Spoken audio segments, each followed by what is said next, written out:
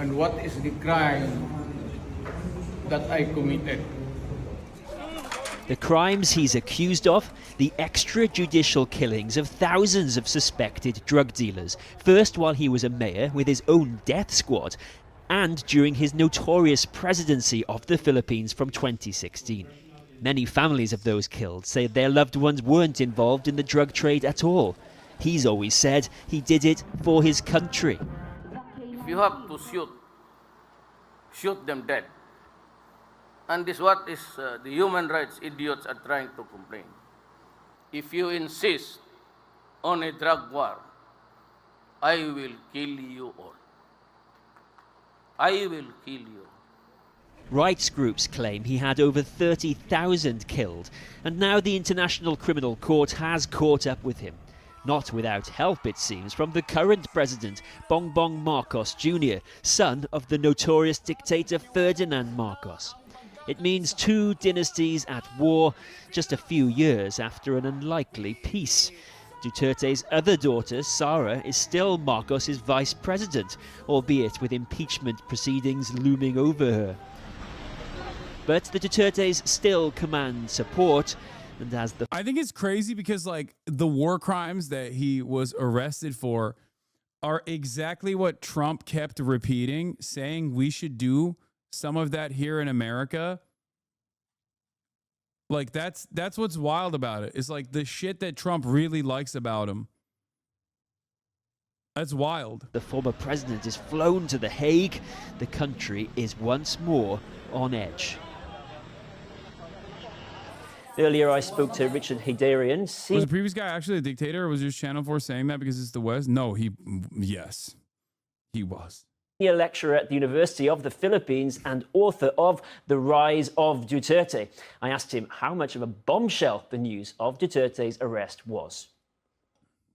I think bombshell is an understatement. I mean, this is highly consequential on multiple levels. I think, first of all, it's a big good news for a rules-based international order, especially in an era of Trump, where every single global institution is coming under attack. I think the ICC can finally take a big win. I mean, last time I checked, the ICC had warrants of arrest against a couple of people, including Putin, Netanyahu, leaders in Taliban, among others. Yeah, I wonder why they can get a big win for, you know, a Filipino former leader, but they can't get it for, you know, big states, like regional powers.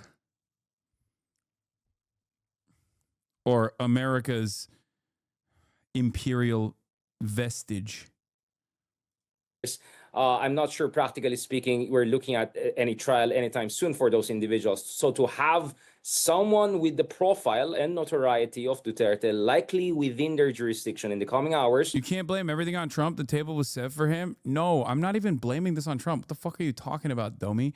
I'm saying that the irony is that what he actually did was war crimes. Like he did a lot of violations of human rights.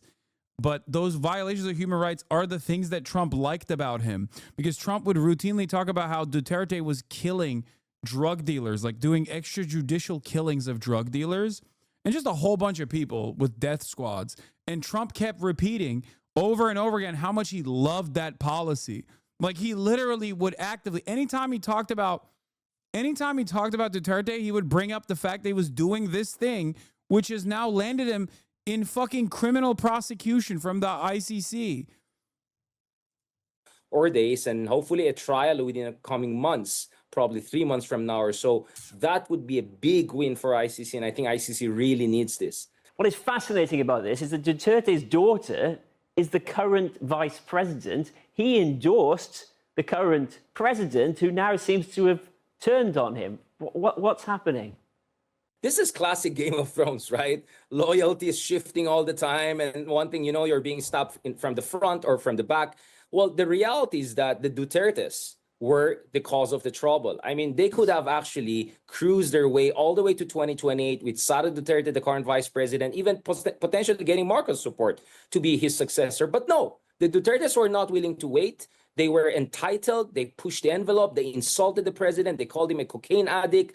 They incited sedition. They called for even coup d'etat, separation of their hometown. My goodness, what else? And then at some point, I think Marcos Jr. just realized, okay, this is an existential crisis, and I'm going to show who's the boss here. There were thousands of people killed in these supposedly extrajudicial killings. But at the same time, when Duterte left office, he was wildly popular, wasn't he? So for this to happen to somebody who could still command that much support, how explosive could that be now in the Philippines? I think Duterte is popular, but not as popular as his survey suggested when he had that fear factor. In fact, his daughter only has a net 20+ approval rating. So that means actually they're not invincible. We have to also watch what will happen next. What will the daughter do? What will the other surrogates of Duterte do who are running for the Senate? Will they be effective in coming up with a kind of a counter narrative and portray themselves as the victims of a witch hunt? So this is just round one in a new chapter. Can you please stress that there was often no proof? Yeah, there was no proof that the families or the people getting killed were even drug dealers either. Yes. Some real fucking brutal shit. It's wild though, because like, it's not like Marcos is a good dude either, for the record. God, I feel bad for my Swagapinos, dude. Marcos, I would say, was like the OG TikTok misinformation victory candidate. That's also kind of wild. Like now that we look back and we're talking about like Romania, right? And how the guy who won in Romania or who was slated to win in Romania potentially got a lot of support because of like TikTok campaigns, and there was probably like external some external forces there. Like that's the speculation from European leaders, right? And it's like Marcos was the OG dude. Philippine politics. Richard Haydarian, thank you so much. Not Marcos. I mean Marcos Jr. Obviously, Marcos Sr. is fucking way worse. We also actively did a PSYOP in the Philippines to get them to have vaccine hesitancy against the Sinovac, the Chinese vaccine, because we were mad that China was doing soft power initiatives in the Philippines, and we want to use the Philippines to make sure that China never gets a foothold in the South Asian Sea and like establishes decent relations with every nation in the South Asian Sea, South China Sea. So we can't have that.